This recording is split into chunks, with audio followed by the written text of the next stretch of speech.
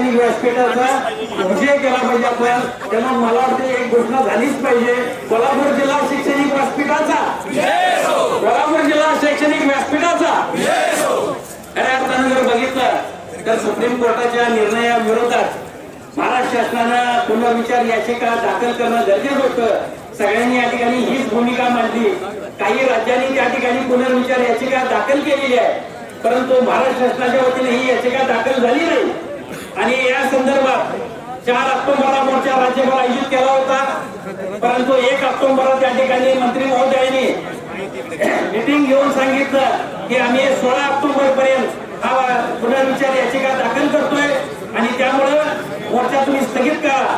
त्याप्रमाणे त्यांना सन्मान देऊन आपण हा मोर्चा स्थगित केला.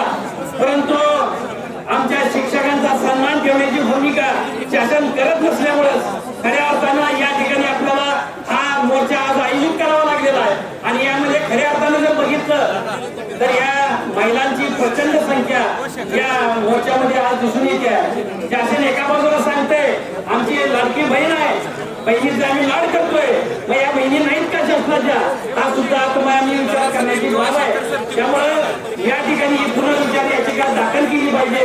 अन्यथा या आमच्या मराठी शाळा ज्या आहेत या वाचणार नाहीत, या मराठी शाळा बंद करतील आणि बऱ्याच लोकांच्या नोकरीवरती गदा येतील. आणि यासाठी खऱ्या अर्थानं तुम्ही आम्ही सगळ्यांनी एकजुटीनं म्हणजे आज प्रचंड एकतेनं म्हणजे एकजुटीनं तुम्ही सगळेजण या ठिकाणी जमला.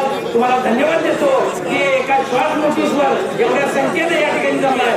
आपण हा या गर्दीचा रिपोर्ट त्या ठिकाणी पोलीस वरती शासनाला नक्कीच देणार आहे, त्यात आपण कुठेही कमी पडणार नाही. त्यामुळे 24 तारखेला जर 24 तारखेपर्यंत शासनाने जर ही पुनर्विचार याचिका दाखल नाही केली तर त्या ठिकाणी 24 तारखेला शाळा बंद आंदोलन करायचं आहे. त्यामध्ये महाराष्ट्रभर सगळ्या शाळा बंद राहतील.